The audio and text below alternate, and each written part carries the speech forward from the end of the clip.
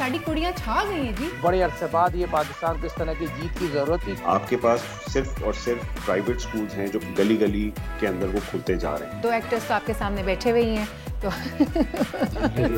हम उस तरह खुश नहीं है कि इंटरव्यू जो लगा दिए, हम बकायदा रीनेकमेंट करते हैं।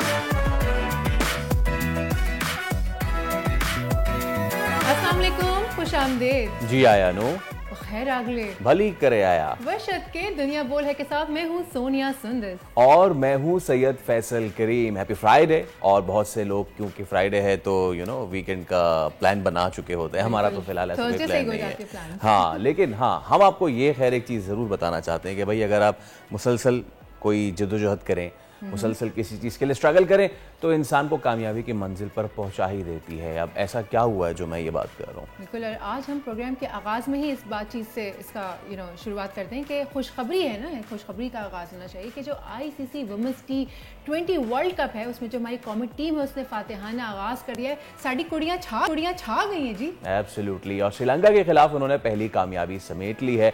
नॉट फॉरगेटिंग के वार्म अप मैचेस हम हार गए थे और श्रीलंका कोई इतनी हल्की टीम नहीं है, बहुत अच्छा करती हुई आ रही थी। लेकिन कौमी टीम की जो कप्तान है फातिमा सना, उन्होंने बड़ा ज़बरदस्त परफॉर्म किया। ना सिर्फ उन्होंने बैटिंग और उसके बाद बॉलिंग में भी, एक लो स्कोरिंग मैच था लेकिन इस लो स्कोरिंग मैच को पाकिस्तान ने जीत लिया। और ग्राउंड कौन सा था? ग्राउंड था वो फेमस शारजा क्रिकेट ग्राउंड जहाँ पे पाकिस्तान की टीम ने बड़ी फतूहात समेटी हैं। तो इसको हम आगे चल के सेलिब्रेट भी करेंगे। ले चलते हैं बड़ी खबर की जानिब। इसराइल की लबनान पर बमबारी, हिजबुल्लाह के मुतवक्के सरबराह हाशिम सफीउद्दीन की हलाकत का दावा। सूरत हाल हर दिन बिगड़ती जा रही है। इसराइल बदमस्त हाथी बना हुआ है। क्या उसे रोकने वाला कोई है? मुस्लिम उम्मा आखिर कहां है? पाकिस्तानी कुड़ियां छा गई। वर्ल्ड T20 में फातिहाना आगाज। पहले मैच में श्रीलंका को आउट क्लास कर दिया। वुमेन क्रिकेटर्स की परफॉर्मेंस से मेंस क्रिकेटर्स को सबक लेने की जरूरत है। पाकिस्तान में स्कूल से बाहर बच्चों की तादाद में इजाफे का इंकशाफ। 5 से 16 साल की उम्र के 2.5 करोड़ से ज्यादा बच्चे स्कूल नहीं जाते। सर्वे में हैरान कुन हकाइक सामने आए लेकिन हुकूमत आंखें मूंदे बैठी है। और पाकिस्तान में मजहबी सयाहत के मरकज हिंगलाज माता मंदिर पर नई डॉक्यूमेंट्री। हिंदू बरादरी के लिए मंदिर की कितनी अहमियत है और इसकी तारीख पस मंजर क्या है, बात करेंगे आज के इस प्रोग्राम में। ऑल राइट, तो हम आगाज़ करते हैं और आगाज़ में ही बड़ी अहम डेवलपमेंट है। इसराइल ने बैरूत पर फ़िज़ाई हमले में हिजबुल्लाह के मुतवक्के सरबराह हाशिम सफीउद्दीन की हलाकत का अब दावा कर दिया है।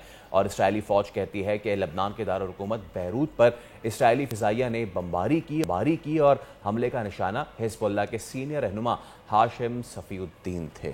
हाशिम सफीउद्दीन हिजबुल्लाह के मुतवक्किल जनरल सेक्रेटरी थे और रिपोर्ट के मुताबिक ऐसी इतलात भी हैं कि हिजबुल्लाह के शहीद सरबराह हसन नसरुल्लाह की जगह उनके करीबी अजीज़ हाशिम सफीउद्दीन को ये मनसब दिया जाएगा।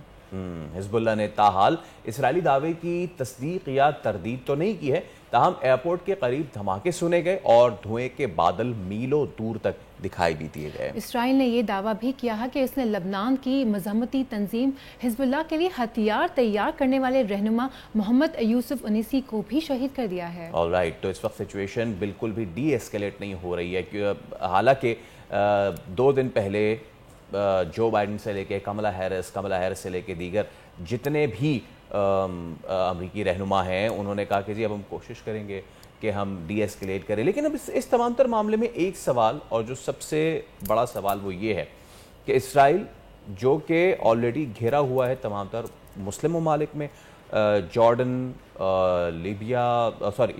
सीरिया, इजिप्ट, इनके दरमियान ये मुल्क घिरा हुआ है। इसके अलावा भी इस्लामी ब्लॉक का कहा जाता है कि एक बहुत ब्लॉक है।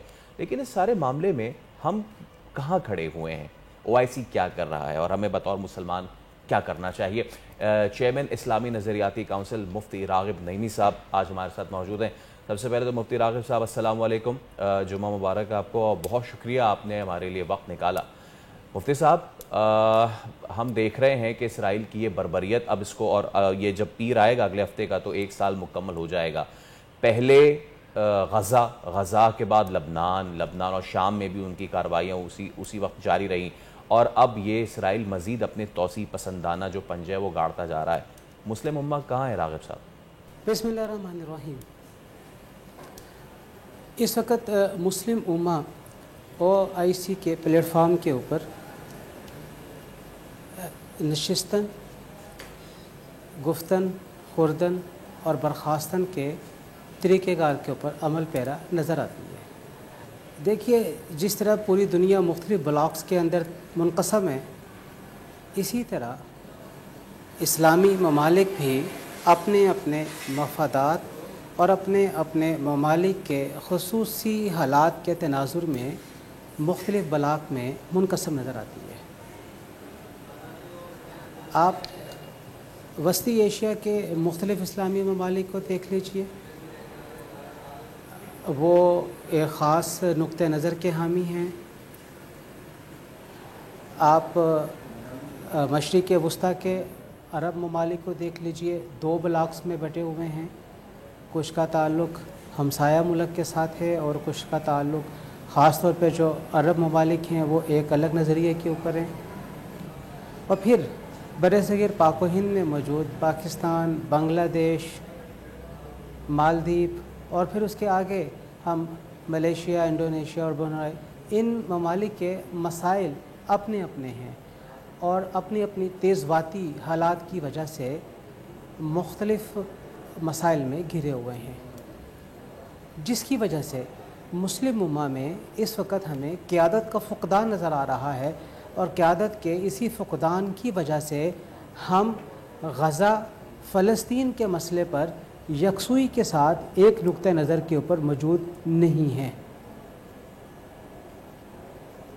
मुफ्ती साहब, आपने बात की क़यादत का फ़ुक़दान नज़र आ रहा है और यकीनन आपने बिल्कुल ये बात ठीक की है, क्योंकि अपने तई बरादर इस्लामी मुल्क ईरान ने कुछ कार्रवाई करने की कोशिश की, फिर जो कुछ मुस्लिम जो मज़ाहमतकारी है हमास की सूरत में, हिज़्बुल्लाह की सूरत में या फिर हूसियों की सूरत में, वो अपने तई तो कार्रवाई करते हैं। लेकिन दूसरी जानिब हम देखते हैं कि तुर्की जैसा मजबूत मुल्क और पाकिस्तान जो कि वाहिद एटमी इस्लामी रियासत है, अब जब गज़ा में ये तमाम तर चीज़ें होती हैं, आपने देखा जब ईरान ने मिसाइल दागे तो खुशी का समा था गज़ा की पट्टी पे।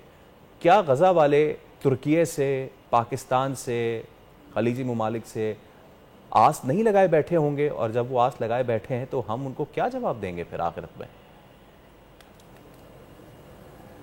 देखिए, जब भी फ़ौजी सतह पर और इस तरह के जंगी हालात में मुख्तलिफ़ ममालिक आपस में किसी मुआहदे के ज़िमन में एक दूसरे के साथ बंधे हुए हों, तो फिर ही एक मुल्क दूसरे मुल्क पे होने वाले हमले को अपने ऊपर हमला तस्वुर करता है। जिस तरह हमने यूरोपीय यूनियन को देखा, यूक्रेन के ऊपर जब रूस की तरफ से हमला किया गया तो फिर यूरोपीय यूनियन यूक्रेन के पीछे खड़ी हो गई, क्योंकि वो यूरोपीय यूनियन का हिस्सा। और हमने माजी में नेटो और नाटो जैसे मुख्तलिफ़ जंगी फ़ौजी मुआहदे देखे हैं, जिसमें किसी भी एक मुल्क पे होने वाले हमले को उस मुआहदे में शरीक तमाम ममालिक पर हमला तस्वुर किया जाता है।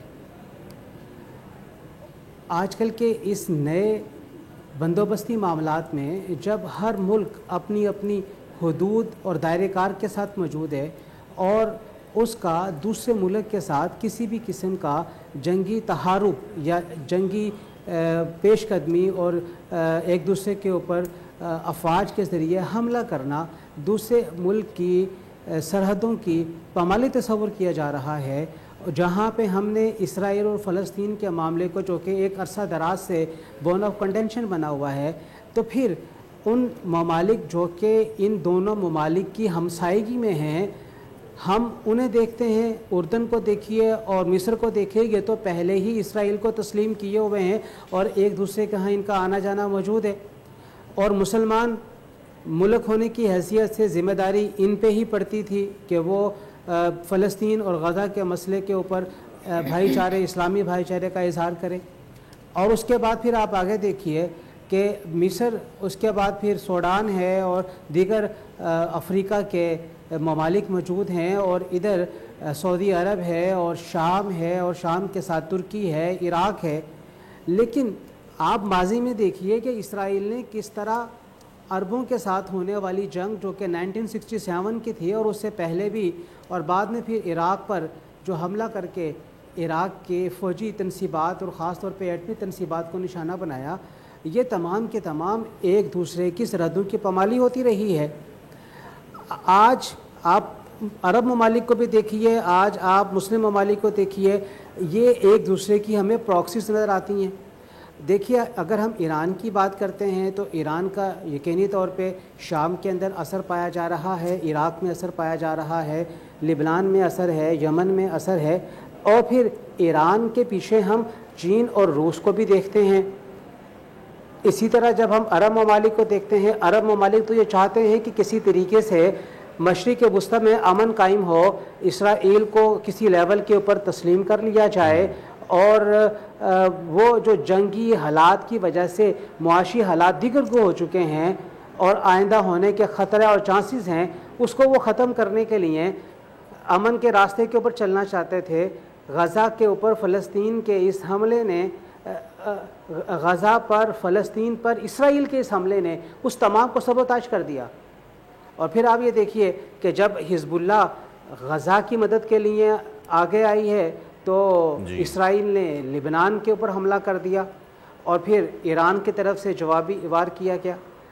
लेकिन ये तमाम के तमाम हालात अगर इस मौका के ऊपर तमाम ममालिक ने, जिसमें मुसलमान गैर मुस्लिम ममालिक शामिल हैं, संजीदगी के साथ ना लिए गए तो हमें तो तीसरी जंग अज़ीम के बादल मंडलाते हुए नज़र आ रहे हैं। इसके ख़तरात नज़र आ रहे हैं कि कहीं ये जंग इन हुदूद और दायरे कार से बाहर निकल के दीगर ममालिक को भी अपने ज़िम्मन में ना ले ले। और फिर जब हम देखते हैं तो फिर मुसलमान जंगी एतबार से हमें दीगर वो ममालिक जो कि इसराइल की पुश पर हैं उनसे पीछे नज़र आ रहे हैं, जबकि इन मुस्लिम ममालिक ने अल्लाह तबारक व तआला का वो मशहूर हुक्म नज़रअंदाज कर दिया है, वअइद्दू मस्ततातुम मिन कुव्वतिन व मिन रिबातिल खैल, कि तुम अपनी हर मुमकिन कुव्वत और अपने घोड़ों को तैयार रखो उनके लिए जो अल्लाह और अल्लाह के रसूल के दीन को नेस्त व नाबूद करने के लिए हैं। तो हम ये समझते हैं कि मुस्लिम ममालिक को अपनी फ़ौजी ताकत माजी में बढ़ानी चाहिए थी, और ऐसी फ़ौजी ताकत जो कि उन ममालिक का मुकाबला कर सके जो कि मुस्लिम ममालिक में अपनी तोसी पसंदाना ख़यालात के हवाले से मशहूर हैं। और आप ये देखिए कि इसराइल के जो तोसी पसंदाना आगे मंसूबा जात हैं, वो तो उर्दन को भी, मिस्र के कुछ हिस्से को भी, सऊदी अरब के कुछ हिस्से को भी, शाम को, इराक़ को और तुर्की के कुछ हिस्से को और लिबनान के कुछ हिस्से को अपने ज़िम्मन में लिए हुए है कि हम वो ग्रेटर जूश रियासत कायम करना चाहते हैं जो कभी माजी में हुआ करती थी। जी मुफ्ती साहब, आपकी बात से ही मैं एक सवाल करना चाहूँगी। आपने कहा कि एज़ अ मुस्लिम हमें अपनी आवाज़ उठानी चाहिए, तो एज़ अ नेशन पाकिस्तान ने अपनी आवाज़ उठाई। वज़ीर आज़म ने जो UN का इजलास हुआ था वहाँ पे भी अपनी आवाज़ उठाई है, और हम पाकिस्तान से जो हो सक रहा है पाकिस्तान कर रहा है। सोशल मीडिया प्लेटफॉर्म्स पे आम पाकिस्तानी भी अपनी आवाज़ उठा रहे हैं। इसमें आप दीगर ममालिक के किरदार को कैसे देखते हैं? हम पाकिस्तान के अलावा लोग जो ममालिक हैं वो अपना किरदार कैसे अदा कर सकते हैं? देखिए, दुनिया भर के ममालिक में खामोश एहतजाज हुआ, हत्ता कि अमेरिका में यूनिवर्सिटीज़ के तलबा ने बड़े भरपूर एहतजाजात किए, हत्ता कि उन तलबा को यूनिवर्सिटी से निकाला भी गया, उनके ऊपर मुकदमात भी कायम किए गए, लेकिन फिर भी उन्होंने फ़लस्तीन और गज़ा के अहलियान के साथ अपनी यकजहती का इजहार किया। हमने यूरोप के मुख्तलिफ गैर इस्लामी ममालिक में भी इसी किस्म के बड़े बड़े इज्तिमात का इनेकाद दिखा। लेकिन बड़े अफसोस से ये कहना पड़ता है कि जब तीसरी दुनिया के मुसलमान ममालिक में इस किस्म के एहतजाजात होते हैं तो वो अपनी ही मुल्क की मुख्तलिफ जायदाद, अमलाक, लोगों को नुकसान पहुँचाने पर मुंतज और ख़त्म होते हैं। और वहाँ पे मौजूद हुकूमतें ये समझती हैं कि कहीं ये एहतजाज जो कि फ़लस्तीन या गज़ा या किसी इस्लामी दीगर मुल्क के हक़ में निकाला जा रहा है, वो वहाँ पर मौजूद हुकूमत की मुखालफत में तब्दील ना हो जाए। और फिर हम ये भी देखते हैं कि फिर इन इस्लामी ममालिक में जो गैर मुल्की सफारत खाने हैं वो निशाना बन जाते हैं, जो कि ख़ुद एक बहुत बड़ा सवाल है कि किसी भी तौर पे जो सफारत खाने हैं वो आवाम के गज़ व ग़ज़ब का निशाना नहीं बनना चाहिए। बिल्कुल, बहुत शुक्रिया मुफ्ती राग़िब नईमी साहब, आपने बहुत अहम वक्त दिया हमें। और हम इस वक्त वैसे सबसे कमज़ोर दर्जा ये ही कर सकते हैं, और ये बात करते हुए भी कितनी कमज़ोरी मैं महसूस कर रहा हूँ कि हम सिर्फ दुआ ही कर सकते हैं, क्योंकि 1 साल से पूरी मुस्लिम उम्मा सिर्फ दुआ ही कर रही है, चंद एक वाक़यात को छोड़ के। खैर, अभी हमें ब्रेक ले लेते हैं जी, ब्रेक का वक्त हो जाता है। ब्रेक के बाद वापस आएंगे और प्रोग्राम को आगे बढ़ाएंगे। Let's take a break.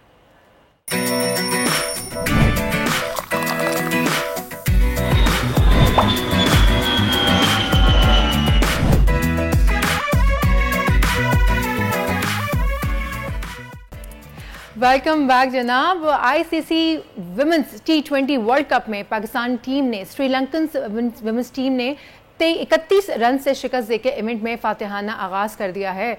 और मुत्तहदा अरब इमारात में जो है ये मैच खेला गया, और वर्ल्ड कप में ये ग्रुप ए के मैच में पाकिस्तान वुमेन्स ने श्रीलंका के खिलाफ टॉस जीतकर बैटिंग का फैसला किया। तो पाकिस्तान ने बड़ा ही जबरदस्त परफॉर्म किया और कल पहला मैच था पाकिस्तान वुमेन्स टीम का। हमारे साथ मौजूद हैं स्पोर्ट्स एनालिस्ट साजिद खान साहब। साजिद भाई, अस्सलाम वालेकुम, गुड मॉर्निंग सबसे पहले तो। और बड़ा ही ज़बरदस्त और शानदार आगाज़ किया है वुमेन वर्ल्ड कप में पाकिस्तान टीम ने। आप एक्सपेक्ट कर रहे थे कि हम श्रीलंका के खिलाफ मैच जीतेंगे?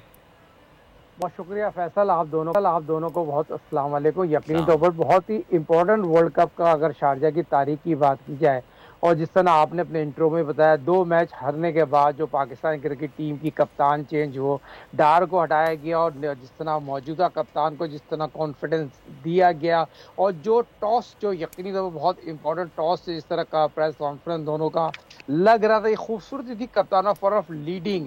और यकीनी तौर पर ये बहुत खुशाइन बात है पाकिस्तान वर्ल्ड कप में जिस तरह उन्होंने आगाज़ किया है और श्रीलंका की एक मजबूत टीम को हराना, तो ये पाकिस्तान की वर्ल्ड कप में बहुत शानदार कारकर्दगी है। उसको कंटिन्यू रखना, जबकि 2 मैच हार जाना, बांग्लादेश से मैच हार जाना, फिर इसमें कप्तान का बड़ा अहम रोल था। उसने अपनी मर्जी की टीम पहली दफ़ा खिलाई है। इससे पहले निज़ार को जो कप्तानी अगर दी गई थी और अपनी सिलेक्शन में अपनी मर्जी के खिलाड़ियों को सिलेक्ट करती, तो ये पहली दफ़ा हुआ है। तो यकीनी तौर पर मेरिट टीम सिलेक्ट हुई। मोहम्मद वसीम को मुबारक हो, अब्दुल रहमान को मुबारक हो, और जुनैद जो यकीनी तौर पर bowling coach, outstanding bowling coaching कर रहे हैं। और पाकिस्तान की बॉलिंग, फील्डिंग, तमाम शोबों में पाकिस्तान ने एक अच्छी उम्मीद की किरण कायम की और वर्ल्ड कप में एक अच्छा आगाज़ किया है, क्योंकि बड़े अरसे बाद ये पाकिस्तान को इस तरह की जीत की ज़रूरत थी। किसी भी टीम की जीत अगर बुनियाद अच्छी हो तो रिजल्ट अच्छे की उम्मीद रखना चाहिए और अच्छे की उम्मीद के साथ जाना चाहिए। जब जीत को कंटिन्यू देखें और हर नया दिन नए गेम के साथ होगा, और आपको पाकिस्तान क्रिकेट टीम को यकीनी तौर पर जीत की साथ अगले मैचों की तैयारी करना चाहिए। इस तरह ना करें जो पाकिस्तान की मेन स्ट्रीम में तैयारी की है पूरी दुनिया में, जो हमारी शर्मिंदगी हो रही है, उस तरह की नहीं हो जाए। जी साजिद साहब, अगला मैच जो है वो भारत से है, चाहे वो हमारी वुमेन्स क्रिकेट टीम खेले या मेल, लेकिन भारत का नाम सुन के हम सारे के सारे एक्साइटेड हो जाते हैं इस मैच को लेकर। आपको लगता है कुछ सरप्राइज मिलेगा, कुछ अच्छी कारकर्दगी होगी? देखिए, आज का मैच जीतने के बाद तो सरप्राइज तो नहीं, अच्छा मैच देखने को मिलेगा। अंडर प्रेशर ना है और मेंटली फिजिकली तौर पर स्ट्रांग हो गए हैं पाकिस्तान क्रिकेट टीम मैनेजमेंट, जिस तरह लगता है। मगर भारत से यकीनी तौर पर नफ्स पे काबू रखने वाला मैच होगा।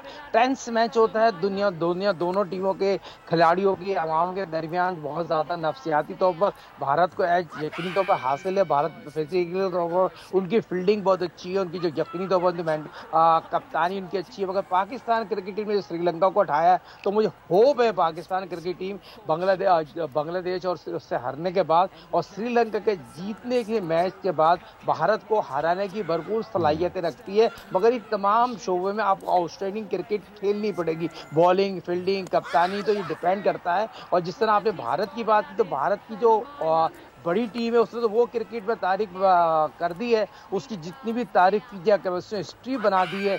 जो चीज़ 2.5 दिन में टेस्ट मैच जीत जाए, जिसकी 4 टीमें हों ABCD, तो वो उसकी तारीफ तो बनती है। यकीनी तौर पर जो अच्छा खेले और इसकी खूबसूरती है मॉर्निंग शो की हक और सच की बात करना चाहिए, और भारत को यहाँ क्रेडिट देना पड़ेगा। जो उन्होंने कप्तानी की है, रोहित शर्मा ने फ्रंट से लीड किया, मगर बदकिस्मती से फैसल भाई हमारे पास तो कप्तानी नहीं है। 50 टेस्ट 50 हो गए क्योंकि साजिद भाई अब हम इस पे आ ही गए तो चलें वुमेन्स में, तो वुमेन्स टीम में तो हमने कर दिया, भारत के खिलाफ हम खेलेंगे। लेट्स टॉक अबाउट जो आने वाला है, क्योंकि आज हमारा वीक का आखिरी शो है।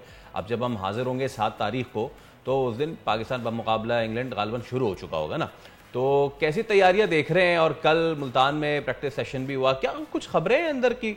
कोई फिटनेस टेस्ट वगैरह हुआ? कोई अहम खिलाड़ी उसमें पास नहीं हो सका? क्या हो रहा है साजिद भाई, आप बता रहे हैं? फैसल भाई आप यकीनी तौर पर दुखती रख पे फैसल भाई 3-4 लड़के अनफिट, रिजवान अनफिट है यार, मुझे बताइए 4 लड़के अनफिट हो, फिटनेस टेस्ट आज ना करे हो, फिर आप मुझे बताइए फिटनेस सेंटर कॉन्ट्रैक्ट कहाँ चले गए मुझे बताइए ना। फिर दूसरी चीज हमने और आपने कितने दिन पहले कह दिया था शदाब जो ODI का कप्तान बनेंगे, ये तो प्लेयर पावर खत्म होना चाहिए। पाकिस्तान क्रिकेट बोर्ड के चेहरे मोहसिन नकवी साहब को सेंटर कॉन्ट्रैक्ट अनाउंस कर देना चाहिए और फिटनेस पे कंप्रोमाइज नहीं करना चाहिए। जिस तरह के मार्केट में खबर है 3 लड़के यार, नसीम की बात करूं, रिजवान की बात करूं, शाहीन की बात करी, तो टोटली फिटनेस टेस्ट पास ही नहीं कर सके। और मार्केट में तो खबर आ चुकी है रिजवान की, इसमें तो कोई दो राय है ही नहीं। और दूसरा इंग्लैंड के खिलाफ जो हम टेस्ट सीरीज खेलने जा रहे हैं 7 तारीख को, जी जब स्पिन ट्रैक बनाने जा रहे हैं, 2 फास्ट बॉलर 1 ऑलराउंडर से आप जा रहे हैं,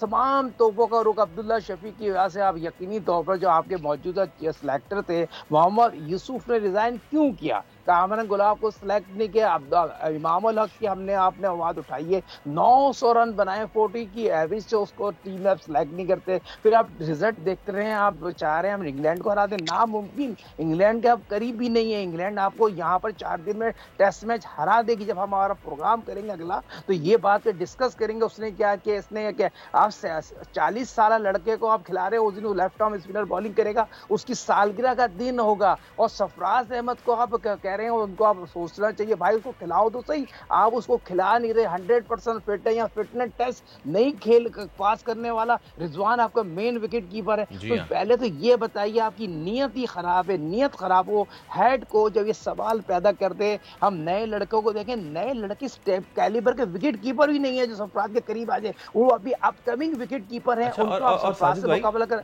जो आप विकेट कीपिंग की बात कर रहे हैं, अब देखें ना, पड़ोसी मुल्क की आप देखें तो उनका एक प्लेयर होता है और जो सीनियर हो जाता है, फिर जूनियर को उसके साथ लेके चलते हैं। यहाँ पे होना तो ये चाहिए था कि चलें अगर रिजवान को आपने अब वो आपका फ्यूचर है जी, तो जब आपका वो फ्यूचर है तो उसके साथ या तो आप हसीबुल्ला या फिर रोहिल नज़ीर उसको लेके चलें, या फिर सरफराज के साथ रोहिल नज़ीर या फिर हसीबुल्ला और दीगर को लेके चलें। रिजवान और सरफराज का साथ होना, ये शुरुआत ही यहीं से करप्शन की हो रही है, आगे फिर बात ही खत्म हो जाती है।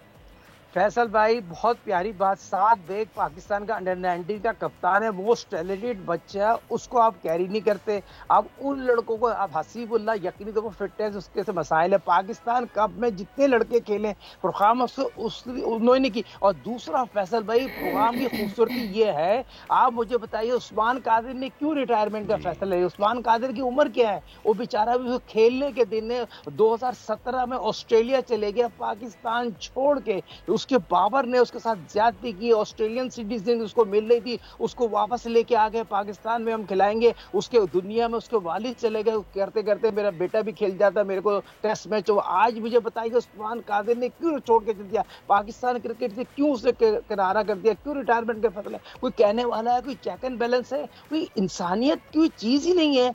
कोई लड़के जो मुल्क छोड़ के चले जा रहे हैं, क्यों छोड़ के जा रहे हैं? फिर आपके पाकिस्तान क्रिकेट टीम में फिर आप अपनी लड़कों को, फिर आप कप्तानी का मसला आ गया। कप्तानी मुझे बताइए, शदाब को चलो ODI का व्हाइट बॉल का कप्तान बना देते हैं, 2020 का रिजवान को कप्तान बना देते, टेस्ट मैच की शान मसूद की अपनी कारकर्दगी क्या है मुझे बताइए। शान मसूद जो है पाकिस्तान के 5 टेस्ट मैच जो कप्तानी की है, फिर अगले 3 टेस्ट मैच जो तीनों टेस्ट मैच हार जाएगा तो उससे वो रिकॉर्ड तो ब्रेक कर देगा ना। तो सवाल होता है अहमद शहजाद को यकीनी तौर पर भी मेरी बात हो रही थी, तो यहाँ पर सबसे अच्छा कप्तान बन सकता है अगर आप बनाना चाहें, तो ये नहीं बनाएंगे उसको जो यकीन दो इमाम अल हक को। इमाम अल हक ने पाकिस्तान कप में बहुत अच्छी जी साजिद साहब, तो फिर आप क्या देख रहे हैं पहले टेस्ट मैच में, क्या पाकिस्तान अच्छी परफॉर्मेंस दे सकेगा? देखिए 3 स्पिनर 2 फास्ट बॉलर 1 ऑलराउंडर से जा रहे हैं, कहां से अच्छी कारकर्दगी दिखाएगा? रेड बॉल की आपको प्रैक्टिस नहीं है। पाकिस्तान कप में आपने जो कारकर्दगी दिखाई है 29 तारीख को टीम अनाउंस करनी थी, आपने 1 हफ्ते पहले पाकिस्तान कप खराब कर दिया, टीम अनाउंस कर दिया, 15 रुकनी अनाउंस किया, उसके बाद हमने खबर ब्रेक की, गोल्ड न्यूज चैनल ने खबर ब्रेक की, ये आप बैकफायर करके अपने 3 लड़के फिर आपने प्रैक्टिस में उनको बुला लिए, आप जाहिद को बुला लिया, आप हसनैन लड़के का क्या कसूर है? उसने रिकॉर्ड ब्रेक कर दिया, 17 विकेटें लिए और रेड बॉल पे 145 150 की बॉल से पेस से बॉलिंग कर रहा है। पाकिस्तान का सरमाया, उसकी लॉबी नहीं है, उसकी सिफारिश नहीं है, तो वो कहने वाला है ये सिफारिशों पर टीम कब तक बनती रही, कब तक पाकिस्तान है कि हम आगाज से पहले ही जो है ना वो मैदान में जाने से पहले ही शायद मैं कहना नहीं चाह रहा, लेकिन बहुत खराब सिचुएशन है। लेकिन थैंक यू सो मच। देखते हैं जी, इंग्लैंड जो है वो का दौरे पे आएगी और टेस्ट मैच जो है उसका आगाज होगा, जब होगा तो होगा। अभी तो हम ब्रेक पे जा रहे हैं जी, अभी ब्रेक का वक्त हो जाता है, एक छोटी सी ब्रेक लेते हैं, ब्रेक के बाद वापस आते हैं।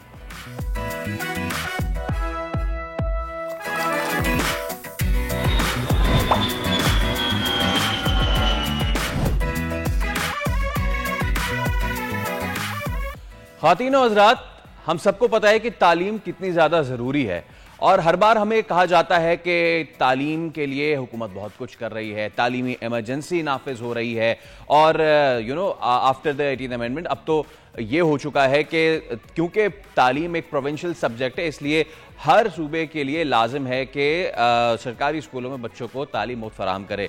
लेकिन क्या कहिए कि हमारे यहाँ गंगा उल्टी बहती है। अब हम आपको एक सर्वे दिखाने जा रहे हैं और Pakistan alliance for maths and science नामी इदारा है, उसने ये सर्वे किया है और बहुत ही हैरान कुन ये सर्वे है। इस सर्वे में पाकिस्तान में 5 से 16 साल के बच्चों के दरमियान जो सर्वे किया गया है, देखिए तादाद है इनकी बनती है 7 करोड़ 2 लाख से जायद। ये है 7 करोड़ 2 लाख से जायद बच्चे हैं ये पाकिस्तान में, जो कि 5 से 16 साल की उम्र के हैं। क्या आपको पता है कि इनमें से कितने बच्चे स्कूल नहीं जा रहे हैं? 10%, 15%? जी नहीं, 36% बच्चे स्कूल नहीं जा पा रहे हैं। यानी कि आउट ऑफ 7 करोड़ 2.5 करोड़ बच्चा स्कूल जा ही नहीं पा रहा है पूरे पाकिस्तान में। और इसमें जो बच्चे जो यानी मेल जो बॉयज हैं उनकी तादाद 47% है इन 2 करोड़ में से, यानी कि 60,50,000 बच्चे। जबकि आई एम सॉरी जी हाँ, और जो 53% जो इसमें बच्चियां हैं, यानी कि जो कहा जाता है ना कि वुमेन एजुकेशन पे बहुत ज्यादा फोकस किया जा रहा है, 53% बच्चियां पूरे पाकिस्तान में स्कूल नहीं जा पाती हैं। ये अगर हम आपको मजीद स्टैट्स दिखाएं कि अब इसके बाद हमने मजीद इस पर क्या वो किया रिसर्च, तो ये हमने आपको पाकिस्तान का पूरा हम आपको मैप दिखा रहे हैं। अब इसके हिसाब से जो आउट ऑफ स्कूल बच्चे हैं आप देख सकते हैं कि अगर हम शुरुआत करें बलोचिस्तान से, तो बलोचिस्तान में मतलब बहुत ही हालात ख़राब हैं। 47% बच्चे जो कि 5 से 16 साल की उम्र में जिन्हें स्कूल जाना चाहिए वो नहीं जा रहे हैं। इसी तरह हम ऊपर यहाँ पे खैबर पख्तूनख्वा की बात करें, जहाँ कहा जाता है जी बड़ा कट थ्रोट कंपटीशन होता है और बहुत ज़्यादा यहाँ पे तालीम जो है उसकी पे काम हो रहा है, तो यहाँ पे आप देख सकते हैं कि 32% बच्चा स्कूल नहीं जा पा रहा है। And then coming to Punjab, और पंजाब की आप सिचुएशन देख सकते हैं जहाँ पे 24% बच्चा जो है वो आउट ऑफ स्कूल है, और इसके साथ साथ सिंध में 44% बच्चे स्कूल नहीं जा पा रहे हैं। Okay, now coming to the next fact, और वो नेक्स्ट फैक्ट आप देख सकते हैं कि कोयटा में जो तादाद है वो 2,76,511 बच्चे जो स्कूल नहीं जा पा रहे हैं, और उनकी जो परसेंटेज बनता है वो बनता है 37%। इसमें से 55% जो हैं वो खातीन हैं, लड़कियां हैं माजरत, और 45% जो हैं वो बच्चे हैं। ओके, पेशावर में जो 5 से 16 साल की उम्र के बच्चे जिन्हें स्कूल जाना चाहिए, जो मेरा आपका मुस्तकबिल है, वो 5,19,000 बच्चा जो है वो स्कूल नहीं जा पा रहा है, जिसमें से ये तादाद बनती है 35%। और इस 35% में अगेन 62%, यानी कि सबसे ज्यादा रेशियो जिस सूबे में बच्चियां हमारी स्कूल नहीं जा पा रही हैं जिस शहर में वो है पेशावर, 62% बच्चे स्कूल नहीं जा पा रही हैं पेशावर में, और 38% बच्चे हैं जो कि स्कूल नहीं जा पा रहे हैं। नाउ कमिंग टू लाहौर, जो कि कहा जाता है पाकिस्तान का द मोस्ट डेवलप्ड सिटी है, कराची से भी ज्यादा, और यहां पे 7,18,199 बच्चे स्कूल नहीं जा पा रहे हैं, which makes 21% of the school going population, और उसमें से 46% लड़कियां हैं। और यहां पे पेशावर से काया पलट जाती है, 54% लड़के हैं लाहौर में बच्चे जो कि नहीं जा पाते हैं। ख़वातीन और हज़रात, अब बात करते हैं शहर उरूसल बलाद की।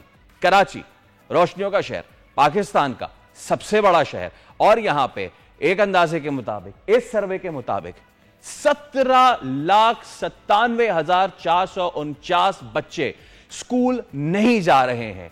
आप सोच सकते हैं 17 लाख बच्चे कराची में, जो कि 32% बनते हैं यहां का स्कूल गोइंग एज के बच्चों का, 5 से 16 साल के ब्रैकेट का, विच मीन्स 47%, 47% बच्चियां हैं और 53% बच्चे हैं जो कि स्कूल नहीं जा पा रहे हैं। और फिर वफाकी दारुल हुकूमत इस्लामाबाद, ये भी एक स्टैगरिंग है, मतलब कि 79,127 जो बच्चे हैं वो स्कूल नहीं जा पा रहे हैं।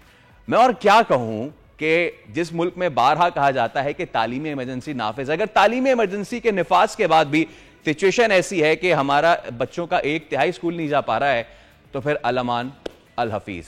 Over to you Sonia.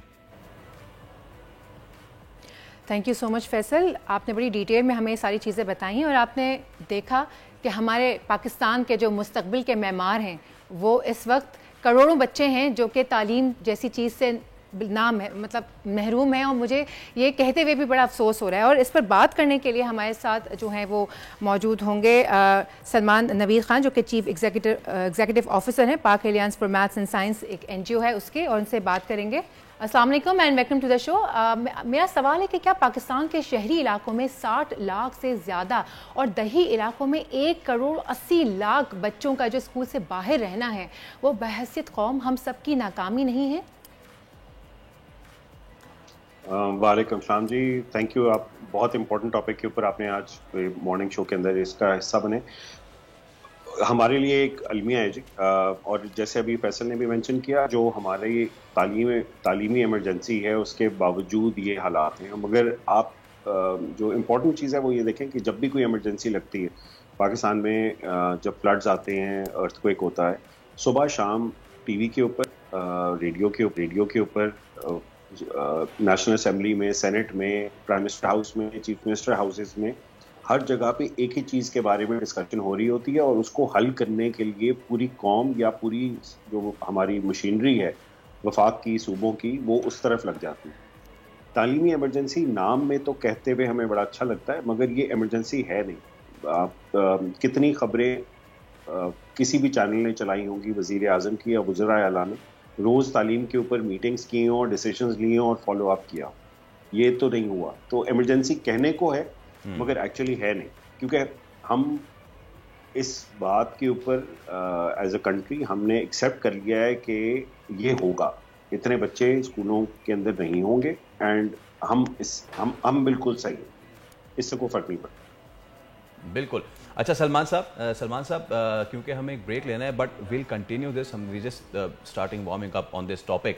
तो एक के बाद आएंगे तो हम ज़रा प्रोविंस वाइज भी चलेंगे, और वहाँ पे हमने शहरों की तो बात की है, और कराची जो बहुत ही स्टैगरिंग है, हम इस पर ब्रेक के बाद बात करेंगे। स्टे विद अस, और इस पर जो है हम ये बात करने की कोशिश करेंगे कि क्या तालीमी इमरजेंसी के बाद भी ये सिचुएशन रहेगी। Let's take a break.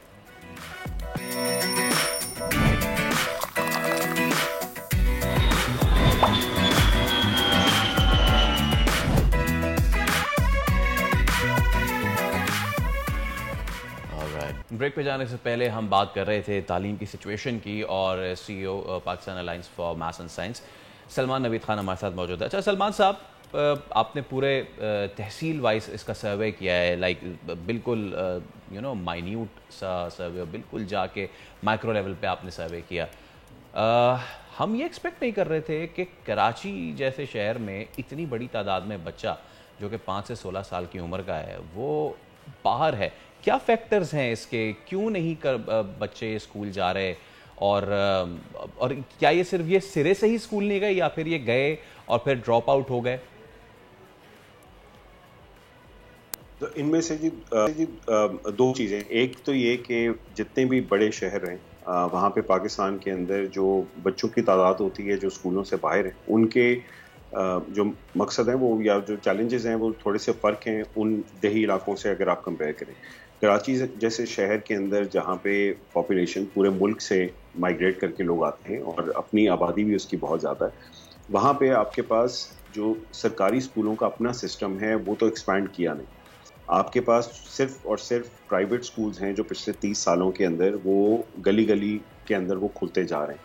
जो अफोर्ड नहीं कर सकते प्राइवेट स्कूल की फ़ीस, उनके बच्चे जाहिर सी बात है स्कूल नहीं जाते। दूसरा एक जो और चैलेंज है वो ये भी है कि पेरेंट्स अक्सर जगहों के ऊपर बच्चों को लेट स्कूल भेजते हैं, जिसकी वजह से वो आउट ऑफ स्कूल की पॉपुलेशन के अंदर तो उनमें से चंद ऐसे ज़रूर होंगे जो स्कूल में इवेंचुअली शायद पहुंच जाए, मगर आज उनको स्कूल होना चाहिए और वो नहीं है। एक और जो सप्लाई का मसला है इसके अंदर वो ये कि हमारे जो स्कूल के टाइमिंग्स हैं वो बड़े फिक्स्ड हैं। शहरों के अंदर लाखों बच्चे ऐसे हैं जो चाइल्ड लेबर के अंदर और ये एक्सेप्टेड फैक्ट है कि वो चाइल्ड लेबर के अंदर मुलव्वस हैं। उनके जो टाइमिंग है उसके हिसाब से उनके पास तालीमी अरेंजमेंट्स अवेलेबल नहीं हैं। वो शाम को पढ़ सकें, सुबह को अर्ली मॉर्निंग पढ़ सकें, काम के दरमियान पढ़ सकें। हमारे पास जो सरकारी सिस्टम में एक ही वक्त है और वो है सुबह को आप स्कूल लगेगा, दोपहर को छुट्टी होगी और उसके बाद हम सब घर घर खेलेंगे। तो एक तो ये एक मैं ज़रूर बात करूँ, हमने इस डेटा के ऊपर जो भी काम किया है तहसीलों के ऊपर, ये अपना सरकार का अपना जो 2023 के अंदर पॉपुलेशन सेंसस हुआ जिसके ऊपर बहुत ज़्यादा सियासत हुई। कराची की अगर मैं बात करूँ कि कराची की पॉपुलेशन सही तरह से काउंट नहीं हुई, फिर दोबारा कई ताल्लुकों टाउन्स के अंदर दोबारा सर्वे हुए और वो तकरीबन 40 लाख के करीब आबादी इवेंचुअली कराची की बढ़ी। इसके ऊपर बहुत ज़्यादा सियासत भी हुई, नंबर्स के ऊपर कि कितने लोग हैं कितने कम हैं, वो सब बातें हमने सुनी, मीडिया के ऊपर भी रिपोर्ट हुई, सियासी जमातों ने भी उस पॉइंट्स को उठाया। मगर जब ये पता लगा कि उनमें से कितने बच्चे आउट ऑफ स्कूल हैं, किसी सियासी जमात ने उसके ऊपर कोई पॉइंट नहीं रेज किया। इन नंबर्स के ऊपर किसी को कंसर्न उस तरह की नहीं है, मगर पॉपुलेशन कितनी ओवरऑल कराची की है उसके ऊपर सब सियासत करने के लिए तैयार हैं। एक अलमिया है कि हम बड़ों को काउंट करने में हमारा शौक है क्योंकि उन्होंने हमें वोट देने, मगर जो बच्चे हैं जिनका हक है कि वो तालीम हासिल करें और जिन्होंने वोट नहीं डालना, उसके बारे में उस लेवल की परेशानी किसी की नहीं। सलमान साहब ऐसे कहते हैं कि माएँ जो हैं वो किसी भी माशरे की तामीर में बड़ा अहम किरदार अदा करती हैं। यहाँ स्कूल ना जाने वालों में करीबन 59% लड़कियाँ शामिल हैं, यानी कि अगले चंद सालों में ये if I am not wrong 1,34,00,000 जो माएँ हैं वो तालीम से महरूम हो जाएंगी। तो आपका क्या कहना है? इसका मतलब है कि आगे आने वाली जो नस्ल है वो आपकी बिल्कुल ही अनपढ़ जाहिर निकलेगी?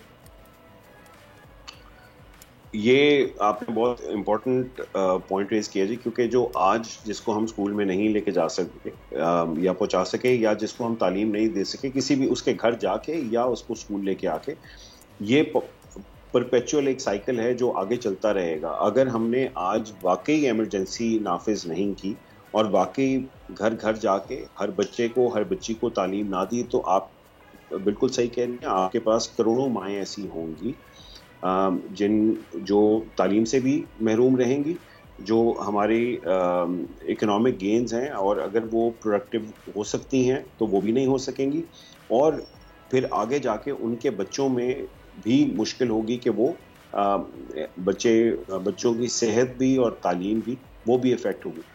अगर आज सिर्फ लड़कियों के ऊपर हम फोकस कर लेते हैं और सिर्फ उनको ही इंश्योर करते हैं तो हमारी एटलीस्ट अगली जनरेशन्स के लिए हम कह सकते हैं कि पाकिस्तान के लिए हमने कुछ किया। ठीक है, बहुत शुक्रिया सलमान साहब और thank you so much for the survey and please I will coming up with these types of surveys ताकि हमें आईना जो है हमें दिखता रहे, हमें ना पता चलता रहे कि माशरा जो है हमारा किस तरफ जा रहा है और हमें ये भी पता चलता रहे कि जो हमसे कहा जाता है कि हम तालीम पे बहुत ज़्यादा फोकस कर रहे हैं वो है। तालीम तो बुनियादी हक है हर इंसान का, कुरान शरीफ में भी लिखा है इकरा मतलब के पढ़, और हम पढ़ ही नहीं रहे। एब्सोल्युटली। चलें अब शो को आगे बढ़ाते हैं और कुछ बात करते हैं ज़रा पाकिस्तान फिल्म इंडस्ट्री की। जो कि बहुत ही अबतर हालत में तो है, लेकिन इसके बावजूद कुछ लोग हैं जिन्होंने छोटी स्क्रीन के लिए कम वसाइल में भी कुछ ऐसी कहानियों को स्क्रीन की ज़ीनत बनाया है जिसने ना सिर्फ दुनिया भर में पाकिस्तान का नाम रोशन किया है बल्कि समाजी तरक्की और पाकिस्तान का मस्बत चेहरा भी दुनिया के सामने आया किया है। जी हाँ, अली दानिश भी एक ऐसी ही फिल्म मेकर हैं जिन्होंने अब तक 20 से ज़ायद इंटरनेशनल फिल्म अवार्ड्स अपने नाम किए हैं। अभी हाल ही में इनकी कोई फिल्म परवाज़ जो है वो रोज़ शब टर्की में जो है वो रिलीज़ हुई है और हॉकिंस फिल्म फेस्टिवल में एक और अवार्ड जो है उसे मिला है। ऑलराइट, तो फिर हमारे साथ मौजूद है अली दानिश। सबसे पहले तो Ali Danish, welcome to the show and thank you so much for your time. भाई बड़ी ज़बरदस्त आपने डॉक्यूमेंट्री बनाई है और मुझे बताएं द स्टोरी बिहाइंड इट कि क्या है इसमें। जी अस्सलाम वालेकुम। First of all thank you so much for having me in your show. और ये जो शॉर्ट फिल्म मैंने बनाई थी परवाज़ दरशब, ये बेसिकली मेरा तीसरी फिल्म था और इसकी जो कहानी मैंने 2016 को मैंने जो है ये मेरे माइंड में आया था और फिर उसके बाद फिर 2020 में मैंने इसकी स्टोरी लिखी और उसके बाद फिर जब थीसिस का टाइम आया फिर मैंने इसको स्टार्ट किया। बेसिकली इसकी स्टोरी इस तरह है कि एक लड़की के ऊपर है जो कि उसके वालिद जो है वो एक धमाके में शहीद हो जाते हैं कोयटा में, और उसके बाद फिर वो अपने वालिद का टैला लेकर बाज़ार में चलती है और किस तरह से फिर माशरा किस तरह से उसको देखती है, किस अंदाज में कैसे रिएक्ट करती है। तो पूरी स्टोरी पूरी कहानी इस लड़की के ऊपर है कि हमारा जो माशरा है वो एक लड़की को काम करते हुए कैसे जो है वो देखती है। तो पूरी स्टोरी इसके ऊपर है और ये भी रिसेंटली हाकिज फिल्म फेस्टिवल टर्की में हुआ था जहाँ पे 96 कंट्री से फिल्म मेकर्स जो है वो फिल्में आए हुए थे और उसमें ये पहली जो है इंटरनेशनल जो है शॉर्ट फिल्म को उन्होंने अवार्ड दिया। ज़बरदस्त। वैसे दानिश एक बात बताइए, आपका कैसे ये इस करियर का आगाज़ हुआ शॉर्ट फिल्म्स एंड डॉक्यूमेंट्री? मतलब ये ज़रा ऐसे टॉपिक्स हैं ना, डॉक्यूमेंट्री लोग कम चूज़ करते हैं, तो आपने कैसे चूज़ किया? क्या चीज़ थी जो आपको उस जानिब आप राग़िब हुए? जी बिल्कुल, यहाँ की जो स्टोरीज़ है बलूचिस्तान की, बिलखसूस हमारी कम्युनिटी की, क्योंकि मैं हज़ारा कम्युनिटी से बिलोंग करता हूँ, तो यहाँ पे हमारे पास इतने अच्छे और यूनिक स्टोरीज़ है जिसे मैं मोटिवेट हुआ हूँ फिल्म मेकर बनने के लिए। तो यहाँ पे बलूचिस्तान में बिलखसूस यहाँ पे स्टोरीज़ बहुत ही यूनिक स्टोरीज़ हैं जो कि मैं दुनिया को दिखाना चाहता हूँ। ये आपने बहुत अच्छी बात की है अली दानिश, क्योंकि मैं कंपेयर नहीं कर रहा, बट अगर आप आजकल OTT प्लेटफॉर्म्स की जानिब देखें जो ज़्यादातर स्टोरीज आती हैं, अब ना वो वाली टाइम गालिबन ख़त्म हो गया है, the love triangle and this and all that and the romance, you know, वो वाली चीज़ें ख़त्म हो चुकी हैं और अब ममालिक जो हैं, मुख्तलिफ मुल्क जो हैं, वो अपनी मिट्टी से जुड़ी कहानियां लेकर आते हैं, अपने लोकल हीरोज़ को लेकर आते हैं, कल्चर प्रमोट करते हैं। जी हाँ, एग्जैक्टली। तो आपको लगता है कि हमें भी अब ना सिर्फ शॉर्ट फिल्म की हद तक बल्कि बड़े पर्दे पे भी और OTT प्लेटफॉर्म से भी पाकिस्तान की तरफ से पाकिस्तान की कहानी जानी चाहिए, बलूचिस्तान की हज़ारा की कहानी जानी चाहिए, कराची की और माइकोलाची की कहानी जानी चाहिए, थर की और उपलो कोले की कहानी जानी चाहिए? बिल्कुल बिल्कुल जानी चाहिए, लेकिन बदकिस्मती से यहाँ पे हमारे पास न नेटफ्लिक्स का डिस्ट्रीब्यूटर मौजूद है, ना अमेज़न प्राइम का यहाँ पे डिस्ट्रीब्यूटर मौजूद है। अगर आप इंडिया की मिसाल दे दे तो इंडिया पे तो पूरी नेटफ्लिक्स जो है वो इंडिया में मौजूद है। वहाँ पे तकरीबन जितने भी फिल्में बनती है तकरीबन 60 to 70% तो नेटफ्लिक्स अब इंडिया का ही हो चुका है। लेकिन यहाँ पे बदकिस्मती से यहाँ पे हमारे पास अभी फ़िलहाल सिर्फ एक भी हमारे पास डिस्ट्रीब्यूटर मौजूद नहीं है जिसे हम अपनी फ़िल्म उन तक अपनी फ़िल्म जो है वो पहुँचा दें। तो यहाँ पे हम ये चीज़ें जो है OTT प्लेटफॉर्म के ज़रिए जो है वो अपनी फ़िल्म पूरी दुनिया तक पहुंचा सकते हैं। और टाइम जो है वो चेंज हो रहा है, इस तरह अब लोगों के पास टाइम नहीं रहा कि वो जाके सिनेमा में फ़िल्म जाके देख सके, वो अपने मोबाइल स्क्रीन पर भी देख सकते हैं। बिल्कुल ऐसा ही है। और अब जब आप अपनी नेक्स्ट शॉर्ट फिल्म बनाएं तो 2 एक्टर्स तो आपके सामने बैठे हुए ही हैं, तो अपना नहीं पता, इनकी बहुत सारी सच्ची कहानियां हैं, उस पर बना सकते हैं। बहुत शुक्रिया Ali Danish, thank you so much, best of luck for the future. तो ये हमारा मुल्क का टैलेंट, और मुझे बड़ा अच्छा लगा कि बलूचिस्तान की Hazara community, you know, the problems that they have face, but अब उस कम्युनिटी से ऐसे शख्स का आना और फिर ऐसी फील्ड में आना और कम वसाइल में बनाना इन तमाम चीज़ों को, ये बहुत बड़ी बात है। ये तो हमारा वतीरा हो गया, कम वसाइल और बहुत अच्छा काम। ये है पाकिस्तान। लेंगे एक ब्रेक, हमारे साथ रहिए।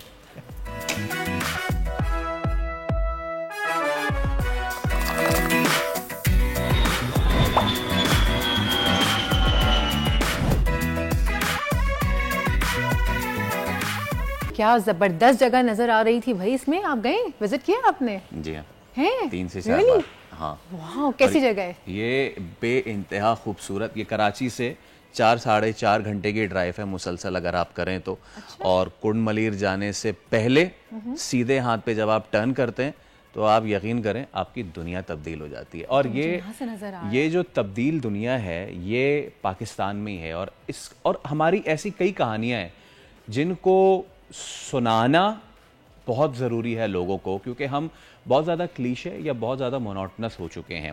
अब इसमें एक और पहलू सबसे अच्छा ये है, और वो ये है कि पाकिस्तान में जो अक़लियतें हैं उनको किस तरीके से हम पोर्ट्रे करते हैं। यहाँ पे हमारी सिख बरादरी, हिंदू बरादरी, ईसाई, और जब जिस शहर में हम बैठे हुए हैं माजरत के साथ, ये तो देन है पारसियों की। यहाँ के एजुकेशन से लेके हेल्थ तक पारसी कम्युनिटी का एक बहुत बड़ा ताल्लुक़ है। फिर बहुत सारी दीगर कम्युनिटीज़ हैं। तो जो हमेशा एक प्रोपेगेंडा होता है ख़ास तौर पे मुख्तलिफ फैक्शन से, और कहा जाता है कि इसमें ना पाकिस्तान में अक़लियतें महफूज हैं। लेकिन आपने देख लिया ये कि ना सिर्फ महफूज हैं बल्कि अब इनको डॉक्यूमेंट भी किया और डॉक्यूमेंट किया है।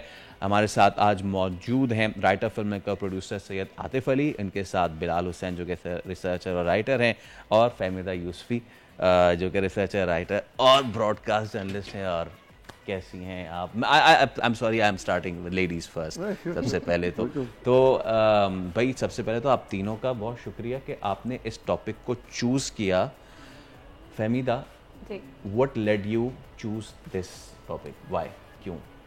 ये बॉस का आइडिया था, और जब ये आइडिया सेलेक्ट किया तो हमें ये था कि ये बहुत अच्छा आइडिया है, और हमें खुद भी इतना आइडिया नहीं था कि यहाँ पर इतनी ज़बरदस्त किस्म का जो है वो इवेंट होता है, और इसमें 3 दिन लगातार जो है वो हिंदू बरादरी वहाँ जी पूरा फेस्टिवल होता है, और लाखों के हिसाब से हिंदू कम्युनिटी वहाँ आती है, और वो अपना जो भी उनकी जो मजहबी उनकी इबादत हैं, सारी रसूमात हैं, वो सब करते हैं।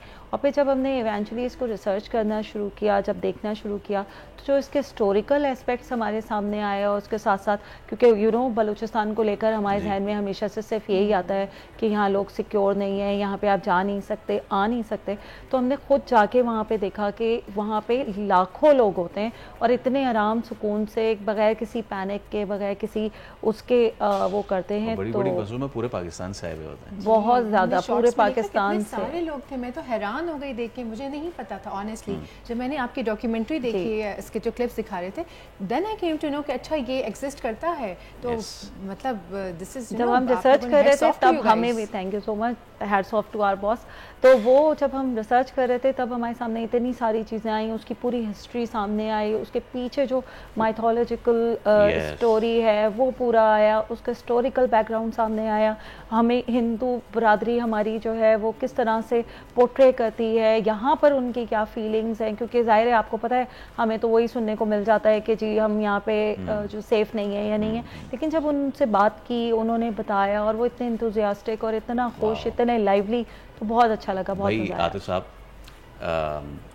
I've been your fan बहुत पहले से, और ये जो आपने टॉपिक चूज़ किया है, हर मुल्क में इस तरह के वाक़यात होते हैं, इससे हम नज़र नहीं मोड़ सकते, but on a larger context मैं चाहूँगा कि आपका पूरा एक्सपीरियंस ये कैसा रहा, और जहाँ ये जो मंदिर है उस मंदिर के बिल्कुल ऊपर जो बलोची आइबेक्स हैं वो घूमते रहते, ये तो मतलब कि जो लैंडस्केप तो बहुत ही आउटस्टैंडिंग है ना। इस खूबसूरत लैंडस्केप में ये जो रवादारी की कहानी छुपी हुई थी ना, इस जरा प्लीज़ मुझे बताइए। देखिए, सबसे पहले तो ये मैं शुक्रिया अदा करना चाहूँगा वोल टीवी का, आप लोगों का, कि आप हमेशा सराहते हैं हमारे काम को, रावत डॉक्यूमेंट्री फिल्म्स के, और हमेशा बुलाते हैं मोहब्बत। तो थैंक्स टू यू एंड बोल। प्लेजर। एंड ये था कि जब हम आपको पता है बहुत सारी कहानियाँ एज अ राइटर मैंने शुरू किया था इसको, फिर TV director, film director, writer ये बना। तो ये कहानियाँ थी मेरे अंदर, ये पढ़ता था तो मैंने कहा इस पे बनाऊंगा, इस पे बनाऊंगा। जैसे फ्लाइट 544 बनाई, वो फिल्म थी पूरी, तो उस पर किया हमने काम किया। इकबाल मसीह जी वो फिल्म थी, उस पर हमने डॉक्यूमेंट्री बनाई। तो ये भी एक वो था मेरे जहन में था कि जो इतना बड़ा एक यानी 28 लाख या 32 लाख साल पुराना कहते हैं इसको कि ये जगह है जहाँ से ये लोग इनकी कहानी शुरू हुई।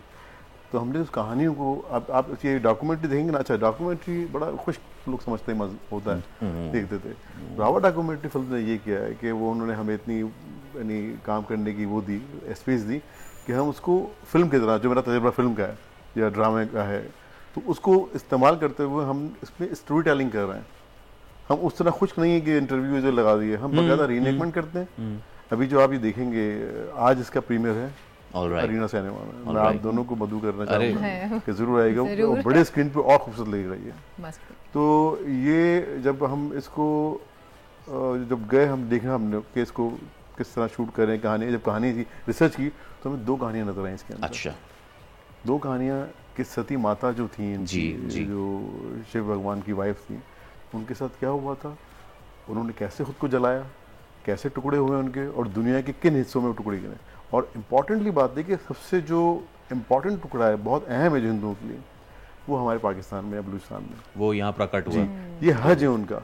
जी हाँ, जी हाँ। इंडिया में कोई भी हिंदू अगर मर रहा होता है तो उसकी हसरत होती काश में चला जाता। मैं बताऊं, यानी काशी नहीं, नथिंग, और कुछ नहीं, ये सबसे बड़ा स्थान है, सबसे बड़ा स्थान ये। क्या यानी पूरे हिंदुओं को जो है पूरी दुनिया में जो है बसे वो हसरत करते हैं कि यहाँ आ जाए। रिलीजियस टूरिज्म का भंडार, यानी बिल्कुल, यानी अगर ये खोल दिया जाए, इसको कर दिया जाए ओपन और पता लग जाए तो आपको जरूरत ही नहीं किसी और चीज़ की। इतना बड़ा ये। मेरे एक दोस्त हैं, मेरे इंडिया के अंदर डायरेक्टर हैं बालाजी में, दीपक चवन, उन्होंने मेरा एक ड्रामा डायरेक्ट किया था वहाँ पर दुबई में। उन्होंने को मैंने भेजा ये, उनकी वाइफ ने देखा तो वो बजीद हो गई कि आप चलें, और वो 20 दिन में कराची आ रहे हैं। वो वीज़े के लिए अप्लाई कर दिया उन्होंने, क्योंकि उन्होंने कहा हमने 41 स्थान पे जा चुके हैं, लेकिन सबसे हमारा जो है यहाँ आना है हमें। भाई क्या मतलब बात है। और जब अब आप इन ऐसे स्थानों की बात करते हैं तो सिर्फ हिंदू बरादरी नहीं, बल्कि आप थोड़ा सा यहाँ हम नॉर्थ में चले जाएं तो बिलाल भाई, बुद्धिज्म का रिलीजियस हब है पाकिस्तान। चकदरा से स्टार्ट करें और शिंगरदर स्टूपा और बड़े बड़े यहाँ पे, तो आप समझते हैं, not as a researcher, as a viewer, पिछले कुछ सालों में हमने अपने देखने वाले को क्या वो कुछ दिया जो वो डिज़र्व करता है, और जो बाकी ममालिक या बाकी प्लेटफॉर्म्स उस व्यूअर को दे रहे हैं, क्या हम वो दे पा रहे हैं? नहीं, कतई नहीं। मैं इसको इस तरह से देखता हूँ कि बलूचिस्तान का ख़ित्ता खुसूसन एरिड जोन है हमारा, और उसका जो कोस्टल हाईवे आपने देखा है, खूबसूरत तरीन वहाँ पर साहिल हैं, और वो आज तक लोग महरूम हैं, इवन के पाकिस्तानी। अब जाके कुंड मलीर खुल गया, हमने जाके एक्सप्लोर करना, गवादर जाते जाते हिम्मत करनी पड़ती है भाई। जी हाँ, बिल्कुल। और ऐसा नहीं है कि वो सिर्फ एरिड जोन है या वहाँ समंदरी हुस्न है, वहाँ के लोग बड़े खूबसूरत हैं। और जैसे हम as a citizen of Pakistan में हमेशा सुनता था बलूचिस्तान में जी ये हो रहा है, वो हो रहा है, हालात सही नहीं है। लेकिन जैसे ही हम लसबेला पहुँचते हैं, वहाँ के जब वो वहाँ के श्री माता हिंगलाज वेलफेयर डेवलपमेंट और सोसाइटी के लोग हमें मिलते हैं, तो हम ये देखते हैं कि हमारे जो हिंदू भाई बहन हैं, इतना डिसिप्लिन था वहाँ पे। जब हम वहाँ पे गए, 70,000 से लेके 1 लाख तक का क्राउड था। लेकिन मैं गवाही देता हूँ इस बात की, आतिफ साहब भी गवाह हैं, हम शूट पे थे, तो मैंने वहाँ पे लंगर में कभी लूट मार नहीं देखी। मतलब लोग अपनी पूजा पाठ कर रहे थे, अपने उसमें बिज़ी थे, हमारे साथ भी लोगों ने बहुत ताउन किया। तो मुझे ऐसा लग ही नहीं रहा था कि मैं पाकिस्तान में हूँ। जिस तरह से हमारा अमूमन होता है, जैसे हमारे त्यौहार आते हैं, मैं नाम नहीं लेना चाहता, लेकिन हमें इससे बहुत कुछ सीखना चाहिए कि हमारी माइनॉरिटी है, हमारी अक़लियत भाई बहन है। तो इतना वेल डिसिप्लिन था और इतना उन्होंने ताउन किया कि हमें लग ही नहीं रहा था कि हम पाकिस्तान में हैं। तो एक दिन हमारे लिए काफ़ी भारी था, हम तो बहुत कुछ सोच के गए थे कि यार पता नहीं क्या क्या होगा, किस तरह चलेंगे, क्या होगा। लेकिन बहुत अच्छा हुआ, बहुत मज़ा आया। और सबसे बड़ी बात ये कि उसको हमने एक्सप्लोर किया। बलूचिस्तान के जो एरिड जोन, जो खूबसूरती है, जो उसका हुस्न है, एक बिल्कुल डिफरेंट हुस्न है। पाकिस्तान में हर किस्म के मौसम है। आप अपर पंजाब पे जाएंगे तो आपको गीली वाली सर्दी मिलेगी, लेकिन यहाँ तो हड्डियों में घुसने वाली सर्दी, तो उसका एक अलग ही मज़ा था। तो बड़ा मुझे अच्छा लगा, बड़ा अच्छा एक्सपीरियंस था मेरा। हरियाली नहीं है, संगलाक। जी जी जी, संगलाक पहाड़। ऐसा लगता है कि मतलब खालिक के कायनात ने ऐसे जो है ना तराश दिए हैं, और बिल्कुल मुख्तलिफ पहाड़। ये आप वहाँ जाएं कारुंझर पे तो आपको बोल्डर नुमा पहाड़ मिलते हैं, यहाँ पे ऐसा लगता है कि पता नहीं किसी ने ऐसे लेके और खुरच दिए हैं पहाड़ को, और लंबे लंबे ऊंचे ऊंचे। तो अच्छा फहमीदा, अब आप लोग गए वहाँ पे, आप लोगों ने सारी चीज़ें देखी, बाहर से तो ऐसा होता है कि जी बड़ी सेफ्टी का मसला है, और जब बलूचिस्तान सेफ्टी का इशू एंड माइनॉरिटी कम्युनिटी, वो तो फिर इंक्रीज हो जाता है। क्या आपने वहाँ की लोकल जो मुसलमान और हिंदू आपस में रह रहे हैं उनमें कोई इस तरह का भेदभाव एक्सपीरियंस किया?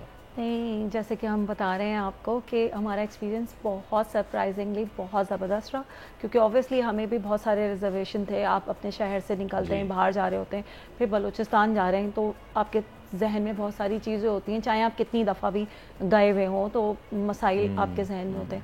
लेकिन मैं आपको बताऊं कि वहाँ के लोग, जैसे अभी बिलाल भाई भी कह रहे हैं कि इतने प्यारे और इतने अच्छे लोग हैं कि वहाँ पर वो एक दूसरे के साथ ऐसे जेल होके रहते हैं कि इंटरफेथ हारमनी, हम अपने सिंध को कहते हैं कि हमारा सिंध जो है वो मतलब इंटरफेथ हारमनी के लिए दुनिया भर में मशहूर है, और सिंध से ही क्योंकि उसका जो है आप समझेंगे बॉर्डर लग रहा है, तो वहाँ की भी इंटरफेथ हारमनी इतनी ज़बरदस्त है कि वहाँ जो मुस्लिम्स हैं वो भी आते हैं, हिंदू बरादरी तो होती ही है, वो आपस में इस तरह से रहते हैं। जैसे अपने हमारी डॉक्यूमेंट्री में भी एक जुमला है जो मैं कहती हूँ कि आई थिंक वो उसको पाकिस्तान के लिए कहीं भी हम इसको इंटरनेशनली रिप्रेजेंट करें तो उस जुमले को ज़रूर होना चाहिए पाकिस्तान के लिए।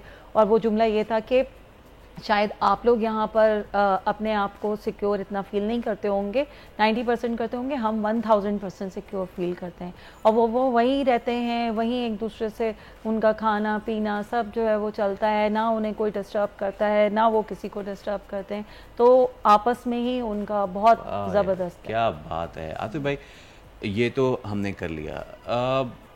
और ऐसी कौन सी कहानियाँ हैं आप समझते हैं बीइंग पाकिस्तानी कि वो मज़ीद ऐसी आनी चाहिए? जैसे मेरे जहन में मोहनजोदारो है कि उसको रीएनिक्टमेंट करके उसका जो यानी हज़ार साल तहजीब जो है, दुनिया जब नहीं थी तहजीब याफ्ता, जी हाँ, हमारा खित्ता था, जी हाँ, सड़कें थीं, निकासी का निज़ाम था, ये बताने की ज़रूरत है। अभी कॉस्मोस जिन्होंने बनाई थी, कार्ल सेगान, उनके शागिर्द टायसन, उन्होंने एक शो किया, उसमें उन्होंने शुरू मोहनजोदारो से किया। वो बताया और लोगों को नहीं पता तो कहते 5000 साल पुराना, और वो और दोनों लिसनर्स यस, और पाकिस्तान में ये तो इतना बड़ा विरसा हमारे पास, हम पता नहीं किन चक्करों पे लगे हुए हैं। हम तो अगर हमारे एक दोस्त मेरी अमेरिकन है, वो कहती हैं कि अगर आप लोग टूरिज्म पे तवज्जो दे देना, आपको किसी सनत की जरूरत ही नहीं है। तो ये अभी से हमने अब जो दूसरी डॉक्यूमेंट्री हमारी आ रही है पोलियो के ऊपर आ रही है। ओके, पोलियो देखे ना, कब से हम काम कर रहे हैं 88 से, अभी तक ख़त्म नहीं हुआ, बल्कि बढ़ते जा रहे हैं, साल तो बढ़ गए। जी हाँ, जिस साल में डॉक्यूमेंट्री बनाई है, हमने सब लोगों से मिले, उनके घर गए जिनके शहीद हुए हैं, जो पुलिस वाले, जो ख़वातीन हैं जिनको मार दिया गया। अब देखिए ना, वो जा रहे हैं आपके बच्चे की जान बचाने, और आप उन गोलियाँ मार रहे हैं, आप उनको थप्पड़े मार रहे हैं। एक वाक़या तो हम लाहौर में शूट कर रहे थे, हमारे सामने हुआ, एक खातून को मारा गया था जो किताब लाने गई थी कि तुम क्या कर रही हो, ये क्या कर रहे हो। तो इस तरह की चीज़ें, तो हमारे दायरा रावा डॉक्यूमेंट्री फिल्म्स का मकसद ही ये है कि पाकिस्तान एक बेहतर चेहरा। अब मैं आपको बताऊँ ना कि अभी हम यहाँ गए, जब बात हो रही थी हारमोनी की, तो वहाँ एक है तोला राम, वो सब दोस्त बन गए हमारे, प्रकाश, तोला राम वगैरह सारे, हरिदास, करण, वो इतने खुश हुए। मैंने उनको बताया, मैंने कहा मेरे घर के अंदर शेल्फ के अंदर कुरान जा रखा है, वहाँ बाइबल भी रखी हुई है, वहाँ पर आपकी गीता भी रखी हुई है और महाभारत भी रखी हुई है। और मैंने अपने बच्चों को कहा है कि कुरान आप वजू से पढ़ते तो ये किताबें वजू करके पढ़ें, क्योंकि ये भी खुदा की किताब हैं, ये भी मुक़द्दस किताब हैं। और मैंने कहा हमारे मज़हब में तो ये है कि हदीस का मफ़हूम है रसूलुल्लाह सल्लल्लाहु अलैहि वसल्लम की, कि अगर आपकी मुमलिकत में आपने किसी गैर मुस्लिम से ज़्यादती की तो क़यामत के दिन मैं उसका वकील होऊंगा, आपके ख़िलाफ़ होऊंगा। जी हाँ। तो ये जो पैगाम जब दिया तो वो इतने खुश हुए, करने लगे यार आतिफ इतना अभी इन्होंने किया कराची के अंदर गीता को, भगवत गीता को उर्दू में ट्रांसलेट किया, उसकी तकरीब हुई थी, तो बुलाया था मुझे वहाँ पर भी। तो जब ये बातें मैंने वहाँ की ना, तो जब मैं आके बैठा सोच पे, तो क्या जे चौहान था वो आके कहने लगे आतिफ इस्लाम कुरान का मुसलमान आज नजर आया मुझे। तो हमें ये जरूरत है टॉलरेंस करने की, मोहब्बत करने की, और ये रसूल की तालीम और वो ये जो टॉलरेंस है और ये इसी प्लेटफॉर्म से आएगा ना, इसी प्लेटफॉर्म। आतिफ भाई thank you so much for coming. Lala भाई thank you so much. Thank you so much. बस मैं आपसे कहूंगी कि प्लीज ऐसे टॉपिक्स पे बनाइए, बनाते रहिए हमारा चैनल रावा डॉक्यूमेंट्री फिल्म सब्सक्राइब कीजिए, जी जरूर सब्सक्राइब जरूर कीजिए और बिल्कुल देखते रहिए, बेहतरीन चीजें आने वाली हैं। जरूर हाथ में आ रहे हैं प्रीमियर पे, आप जरूर आ रहे हैं। Yes sure. तो जी ये थी टीम आतिफ, राइट, टीम रावा और इन्होंने बड़ा जबरदस्त काम किया। उम्मीद है कि ये काम इसी तरह होता रहे आगे। खैर, ब्रेक पे जाने से पहले आपको बताना यह है कि लफ्जों से कहानियां बनती हैं, लेकिन इनमें जज्बात, एहसासात और रंग शामिल ना हो तो वो फीकी फीकी लगती हैं। तो ये कहानी ना देखना जरूर है आप लोगों को। और अब ब्रेक का वक्त हो जाता है। देखनी है नहीं देखनी? नहीं देखनी है, बिल्कुल देखनी है जरूर। मैं एक्साइटेड हो गई थी। करते हैं, आप लीजिए एक ब्रेक और हम दोबारा वापस आएंगे। Stay with us.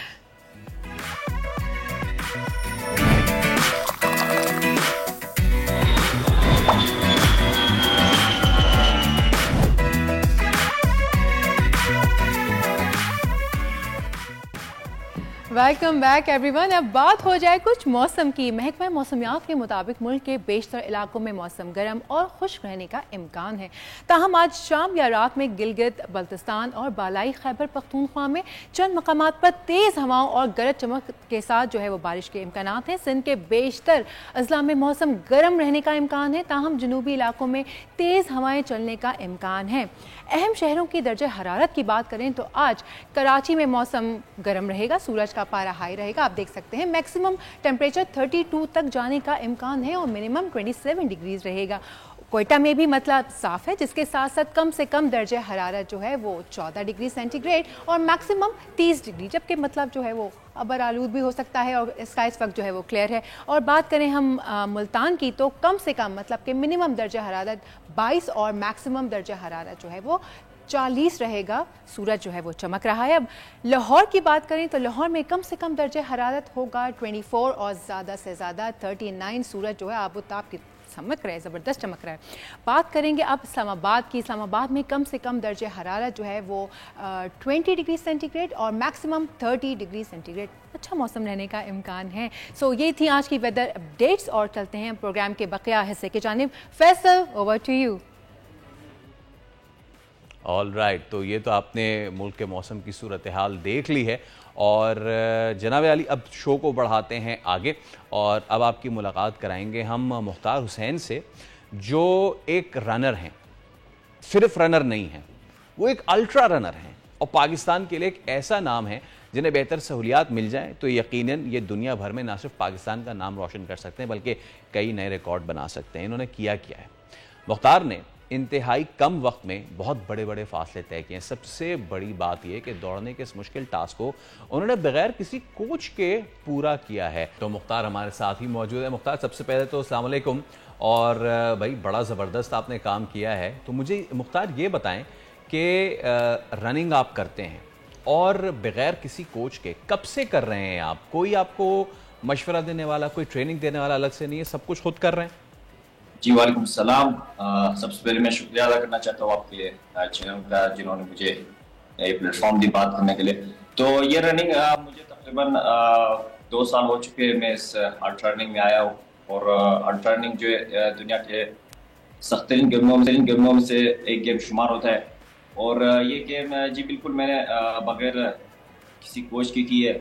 मुझे कोई इस तरह का कोच मिला नहीं है क्योंकि इसकी जो ट्रेनिंग है वो जो है जो दुनिया के जो प्रोफेशनल कोचेज़ है ये सिर्फ उन्हीं से ही मिलती है क्योंकि उनकी जो एक्सपीरियंस होती है वो तकरीबन 20 से 25 साल की उनकी रनिंग एक्सपीरियंस होती है। तो वो लोग जो है कोर्स को बेचते हैं और कोर्स को बेचने के लिए हमारे पास पैसे नहीं, इसीलिए हमें जो है हम मजबूर है, हम खुद स्टडी करते हैं इसके बारे में।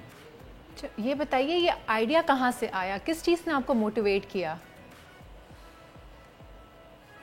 जी बिल्कुल, इसका आइडिया जो है मुझे जो है हम तो बिल्कुल ये शुरू से हम दौड़ रहे थे, तो ये आइडिया जो है हमें जो है ये इंटरनेट से मिला और क्योंकि दौड़ते हम काफ़ी ज़्यादा थे, तो इंटरनेट ने हमें जो है एक ऐसा प्लेटफॉर्म हमें जो है प्रोवाइड की, जहाँ पर मतलब पहले हम दौड़ते थे बगैर किसी एविडेंस के, बगैर किसी GPS के, बगैर किसी रिकॉर्ड के। तो इंटरनेट से हमें पता चला कि ये जो आप दौड़ते हो इसमें जो है आपका रिकॉर्ड भी सबमिट होता है। तो दौड़ तो हम वैसे ही रहे थे, तो इस दफ़ा जो है हम लोगों ने इसको ये किया कि हम लोग जो है इसमें जो अपना जो रिकॉर्ड है वो भी हम ये GPS के ज़रिए हम इसको रिकॉर्ड करवा सकते। और ये जो आपने सेलेक्ट किया, मतलब कि एक तो स्कर्दू वैसे ही बड़ा खूबसूरत है, मरी से लेके स्कर्दू तक आपने ये जो पूरा सफ़र तय किया है, मुझे इस पे जो एक हॉलीवुड की मूवी है फॉरेस्ट गंप, वो याद आ गई कि जिसमें वो he keeps on running and running and running. तो मुख्तार, मुझे थोड़ा सा बताएं कि देखने वालों को कि क्या आप मुसलसल दौड़ते रहते हैं या फिर कोई ब्रेक्स वगैरह लेते हैं? जब ब्रेक लेते हैं उसमें अपने आप को रिवाइटलाइज कैसे करते हैं? पानी होता है साथ, या कितने कितने देर के ब्रेक्स लेते हैं और कितने लंबा दौड़ते हैं? जी बिल्कुल, ये तो स्टडी होती है। ये जो है हम करने से पहले हम जो है इस पर ट्रेनिंग करते और इस पर स्टडी करते। तो हमें जो है एक अल्ट्रा रनर को खुद भी पता होना चाहिए कि वो कितना डिस्टेंस जो है दौड़ सकता है कितने घंटे में, और उसकी जो डाइट प्लान है वो क्या होनी चाहिए, और उसकी जो बॉडी की रिक्वायरमेंट है वो क्या होनी चाहिए। तो इस तरह हर अल्ट्रा रनर का वो अलग होता है, और इस तरह जो है हम जो है अमूमन इस रास्ते में हम दौड़ते थे, मुसलसल 4 से 5 घंटे हम दौड़ते थे, फिर हम ब्रेक लेते थे। ब्रेक में हमारा ये होता था कि जो ये जो विटामिन्स है ये हम थोड़ी बहुत लेके उसके बाद दोबारा हम अपना सफ़र शुरू करते थे रात तक। तो रात को जो है फिर हम जाके अपना फाइनली जो ज़बरदस्त मुख्तार, और मरी से स्कर्दू तक आपने रन किया है। हम उम्मीद करते आप इसी तरह पाकिस्तान का नाम जो है वो रोशन करते रहेंगे। Thank you so much. अच्छा जी, मारूफ गुलकार मसूद राना, उनको बिछड़े 29 बरस बीत गए हैं। फिल्म नगरी के बाकमाल प्लेबैक सिंगर, 700 से ज़ायद गीत गाए। तो आज के प्रोग्राम से दीजिए इजाज़त, आपसे मुलाकात होगी पीर को। रखें अपना ख्याल। अल्लाह हाफिज़। अल्लाह हाफिज़।